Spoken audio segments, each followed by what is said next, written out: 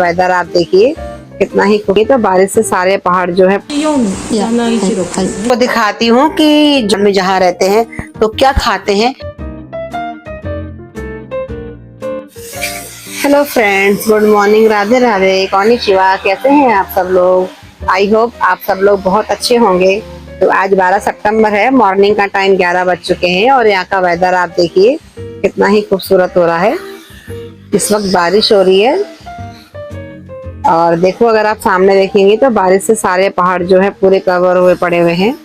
Typhoon के असर के कारण आजकल जो यहाँ का वेदर है वो बारिश का ही रहता है। और जापान की अगर मौसम की बात की जाए तो जापान के सारे मौसम बहुत खूबसूरत होते हैं। जापान का स्नोफॉल के टाइम इसका व्यू अगर आप देखेंगे तो डिफरेंट होता है। और समर थोड़ी सी मुश्किल है, यहाँ की बहुत गर्मी होती है और क्योंकि यहाँ पंखे तो होते नहीं है घरों में, तो बहुत मुश्किल होता है, बिना एसी के आप रह ही नहीं पाते हैं। और इस वक्त ऑटम शुरू हो चुका है, हल्का हल्का ऑटम शुरू हुआ है, ज्यादा नहीं। अगर आप वो सामने पेड़ देखेंगे तो वो पेड़ की जो पत्तियां है वो रेड कलर की हो चुकी हैं। तो जब फुल ऑटम आएगा तब मैं आपको दिखाऊंगी। तो यहाँ का जो ऑटम का जो व्यू होता है वो इतना डिफरेंट, इतना अलग होता है, वो भी एक खूबसूरत है। तो उसकी वीडियो भी मैं बनाऊंगी जब फुल ऑटम कैप्चर हो जाएगा। तो बने रहिए आप इस तरह से मेरे चैनल पर, तो मैं आपको जापान के डिफरेंट व्यू दिखाती रहूंगी। तो देखो अभी बेल बजी है और जो मैंने इंडियन ग्रोसरी का सामान ऑर्डर किया था उसको देने के लिए डिलीवरी बॉय आ गया है। तो इस तरह से ये सामान आता है। तो आज डिलीवरी गर्ल आई है, तो ये मुझे ये बता रही है कि आपका टोटल अमाउंट इतना है, आप इतने येन मेरे को दे दीजिए।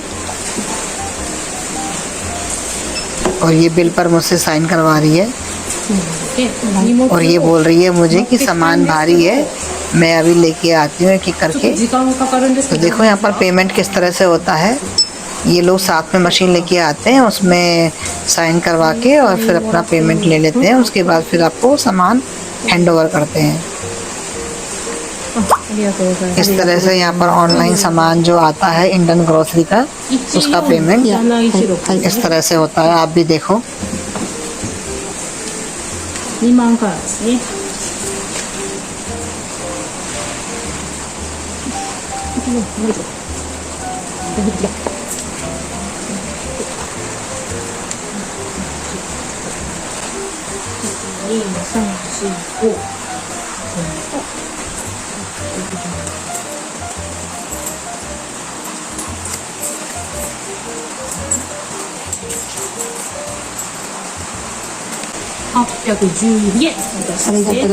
पेमेंट देने के बाद अब ये मुझे कह रही कि आप रुको, मैं सामान लेके आती हूँ, टाइम लग रहा है।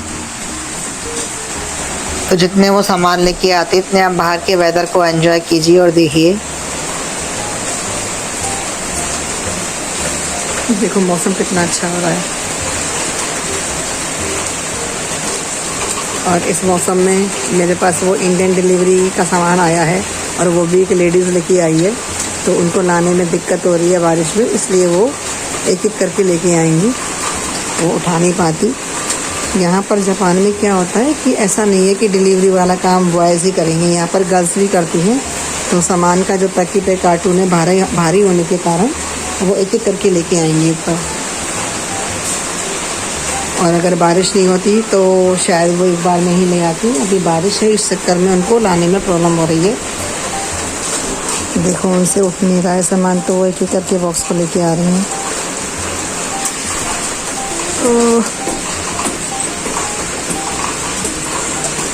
तो देखो आप इस तरह से ये सामान लेके आई हैं और ऐसे कार्टून से लेके आते हैं और घर के अंदर तक रख के जाते हैं। अब 2 कार्टून है तो इसलिए दूसरी बार भी वापस जा रही है और फिर लेवा लेके आएगी। डिलीवरी गर्ल जो थी थोड़ा पतली दुबली थी, इसलिए उसको लाने में थोड़ा दिक्कत हो रही थी, बारिश भी थी इसलिए।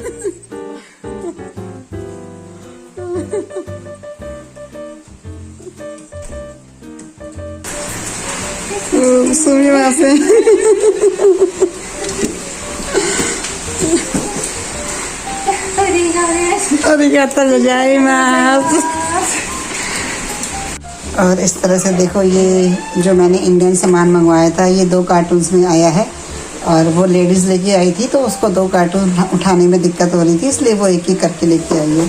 तो इस तरह से यहाँ पर जो हम इंडियन सामान मंगवाते हैं तो डिलीवरी करना पड़ता है। ये सारा सामान टोक्यो से आता है और इसको आने में 2 दिन लग जाते हैं और इस तरह से। तो चलो उसको ओपन करके मैं आपको दिखाऊंगी कि मैंने क्या क्या सामान मंगवाया है। तो अब मैं आपको दिखाती हूँ कि जो थोड़ी देर पहले मैंने आपको दिखाया था कि एक डिलीवरी गर्ल आई थी मेरे पास में और वो मुझे कुछ बॉक्स देके गई है, तो वो ये वाले बॉक्स है। इन बॉक्सों में है क्या जो मैं आपको दिखा रही हूँ। तो दरअसल जापान में मैं जिस सिटी में रहती हूँ, फुकुशिमा सिटी में, यहाँ पर कोई भी इंडियन फैमिली नहीं रहती है, इसलिए यहाँ पर कोई इंडियन ग्रोसरी मार्केट भी नहीं है। तो फिर हम लोग क्या खाते हैं, कहाँ से मंगवाते हैं सामान, तो वो सब बताने के लिए मैं आज यहाँ बैठी हुई हूँ। तो हम लोग जो अपनी इंडियन ग्रोसरी होती है वो टोक्यो से मंगवाते हैं। हमें पहले ऑनलाइन साइट दी हुई है, उस साइट पर हम लोग अपना ऑर्डर प्लेस कर देते हैं और फिर ऑर्डर प्लेस होने के 2 दिन के बाद हमें ये सामान डिलीवर होता है और इस टाइप से ये बॉक्स में डिलीवर होता है। डिलीवरी गर्ल या डिलीवरी बॉय कोई भी हो सकता है देने आने के लिए। तो मैंने आपको मॉर्निंग में दिखाया था किस तरह से एक डिलीवरी गर्ल आज आई थी मेरे को सामान देने के लिए। तो इस तरह से हम लोग अपना जो इंडियन ग्रोसरी होती है वो टोक्यो से मंगवाते हैं और उसके बाद में उसको यूज करते हैं और अपना खाना एंजॉय करते हैं इंडियन फूड को। तो चलो मैं आपके सामने आज ये अनबॉक्सिंग करती हूँ, तो आप बने रहिए।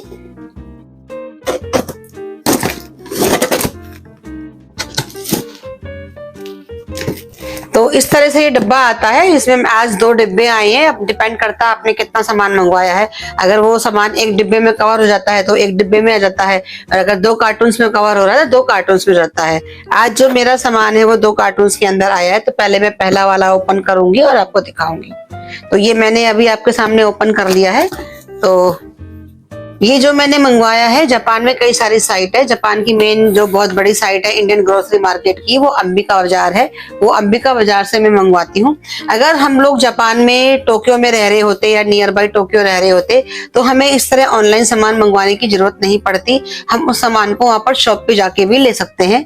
लेकिन मेरी सिटी से टोक्यो सिटी जो है जहाँ पर ये शॉप है वो कम से कम 4 से 5 घंटे दूर पड़ती है। तो इसलिए मुझे अपना सामान ऑनलाइन मंगवाना पड़ता है। और ऑनलाइन मंगवाने के लिए एक रेशो फिक्स होता है कि आपको इतने 1000 येन का सामान मंगवाना पड़ेगा तभी आपकी डिलीवरी होगी। तो टोटल कितनी कॉस्ट का ये सामान है ये मैं आपको बाद में बताऊंगी। फिलहाल दिखाती हूँ मैं कैसे कैसे मंगवाया है मैंने ये। तो इस तरह से मैंने डिब्बा ओपन कर लिया है। तो देखो ये अमूल घी का डिब्बा है। इस तरह मैंने घी मंगवाया है। ये कोकोनट पाउडर, ये डिफरेंट टाइप की दालें, जो भी हमारी नीड्स की जरूरत होती है उसको हम इस तरह से लिस्ट में डाल देते हैं। अजवाइन, ये मूंग छिलका। और एक चीज और क्या होती है कि सामान डेली ऑर्डर नहीं होता है। आप महीने में या 1.5 मंथ में एक बार ऑर्डर करते हैं तो हमें क्या होता है कि स्टॉक में मंगवाना पड़ता है। इंडिया में अगर हम होते हैं तो कोई सामान खत्म हो गया, चलो शॉप पे जाओ और ले आओ, आधी किलो ले आओ, 1 किलो ले आओ। यहाँ पर क्या होता है, सामान को सोच समझ के 1 किलो मंगवाना पड़ता है कि अरे भैया अगर आधी किलो मंगवाया बीच में खत्म हो गया तो आप क्या करोगे, कहाँ जाओगे आप। तो इसलिए पहले से ही स्टॉक में मंगवाना पड़ता है। तो ये देखो मैंने गुड़ मंगवाया है स्टॉक में 3। अगर मैं इंडिया में होती तो मैं शायद आधी किलो गुड़ लेती या 1 किलो गुड़ लेती, लेकिन मुझे पूरे महीने के हिसाब से इस तरह 3 डिब्बे हैं, ये आधी किलो के मंगवाने पड़े। ये जैसे अजवाइन है, हम लोग 100 ग्राम पावर अजवाइन लेते हैं, लेकिन स्टॉक के हिसाब से मुझे ½ kg या 250 ग्राम मंगवानी पड़ी एक साथ में कि नहीं रखी रहेगी। ये डिफरेंट टाइप की दालें हैं, ये सब 1 kg में मंगवानी पड़ती है हमें, क्योंकि वही वाली बात कि भाई स्टॉक खत्म हो जाएगा तो बीच में आप कहाँ जाओगे, कोई शॉप तो है नहीं यहाँ पर। ये राइस, इस तरह 5 किलो का ये राइस मंगवाया है मैंने, और ये अभी रखे हैं मेरे पास। कम से कम 2 किलो चावल पड़े हैं, लेकिन फिर भी मुझे मंगवाना पड़ा क्योंकि 2 किलो खत्म हो जाएंगे तो बाद में मैं कहाँ से लेके आऊंगी। और ये छोटा मोटा सामान है, राई है, ये पॉपी सीड है। अब मैं आपके सामने दूसरा वाला जो है कार्टून ओपन करती हूँ और वो भी आपको दिखाती हूँ मैं। इस बार का जो मेरा सामान है थोड़ा ज्यादा सामान था तो इसलिए 2 कार्टून्स के अंदर आया है। इस तरह से आप जो सामान मंगवाते हैं उसकी सामान की ये लिस्ट आ जाती है कि आपने ये सामान मंगवाया है, आपका टोटल अमाउंट ये बना है। तो कितने का ये बना है वो मैं आपको दिखाऊंगी अभी। ये देखिए इस तरह से ये आटा मंगवाती हूँ मैं, इंडिया में जब तक थे इतने साल इंडिया में निकाल दी, कभी हमने पैकेट का आटा नहीं खाया। जब भी आटे की रिक्वायरमेंट पड़ती थी तो चक्की पे जाते थे और अपना एमपी वाला गेहूं लेके आटा पिसवा के ले आते थे। फर्स्ट टाइम जब जापान में आए हैं तो हमें ये आटा मंगवाना पड़ा, और जो ये आटा है ये भी हमें स्टॉक में मंगवाना पड़ता है। और जो हमें आटा ये डिलीवरी होती है, कभी भी फ्रेश डिलीवरी नहीं होती है, कम से कम ये 5-6 महीने पुराना स्टॉक वाला आटा होता है, पर कोई बात नहीं, एडजस्ट करना पड़ता है। तो ये 5-5 केजी के आटे हैं जो मैंने 3 पैकेट मंगवाए हैं। एक